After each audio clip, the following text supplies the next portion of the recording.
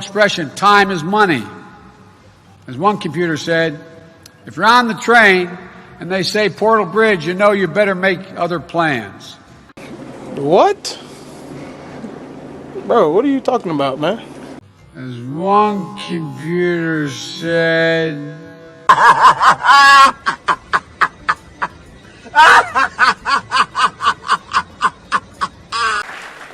That's like just flat out acknowledging. We've been doing everything we can do to keep Biden from being the nominee, and guess what?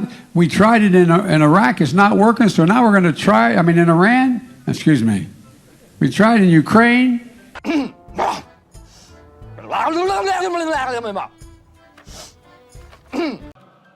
don't want to hear any more of these lies about reckless spending. We're changing people's lives.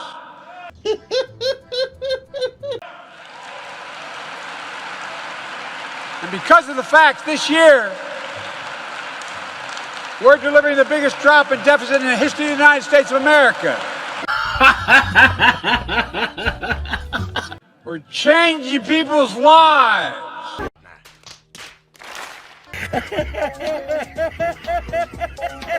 Ms. McGill, as president of UPenn, can you give us some insight into why Joe Biden was paid almost $1 million by UPenn? What were his responsibilities when he is at UPenn?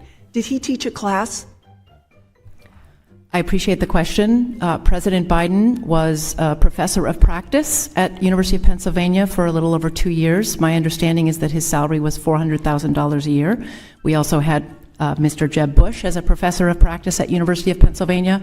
President Biden had a wide variety of obligations. He was in many different classes. What obligations exactly did he have? He held seminars. He was in many different classes. He interacted with thousands of students over the time he was there. Mm-hmm. He invited speakers. The goal of the center was to enhance... For $400,000, anonymous Chinese donations poured into UPenn after your university hired Joe Biden, and he appeared to have a no-show job. Ladies and gentlemen, I think my brain just committed suicide.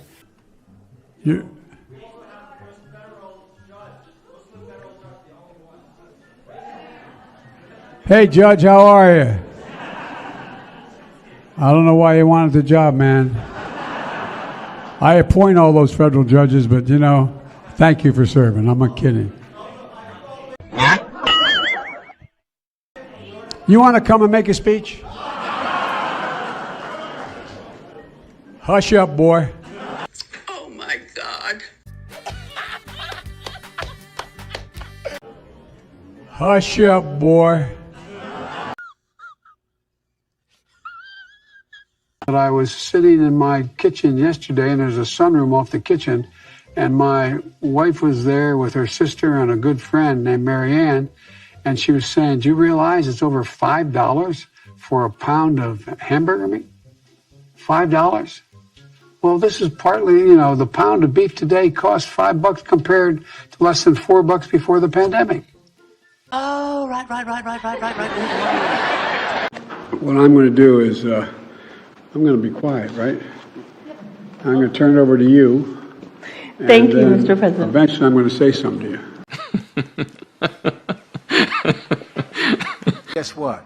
In the process, I'm cutting the federal budget $168 billion. You know why? Because Medicare doesn't have to pay out those exorbitant, undeserved fees. They'll pay out what it's worth. No, you're right. You liar! Thank you all very much, and thank the press for being here. We're going to go private now. Mr. President, if Americans are still in Afghanistan after the deadline, what will you do? Thank you, guys.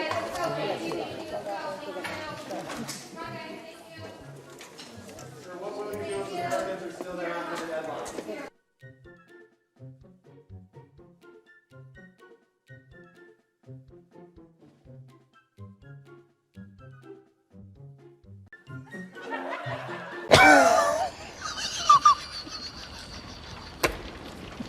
Are Republicans negotiating in good faith? This goes in stages. Mr. I've President, been in these negotiations before. Mr. It started off, shush up, okay? Thank you.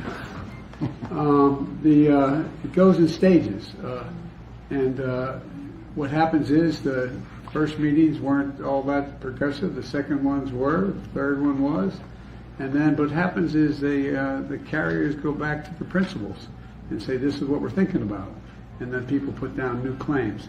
I still believe we'll be able to avoid a default, and we'll get something decent done. Can we get a deal by the end of the week? Mr. President, are you happy with China's statement 27? thank you everyone very much. Mr. President,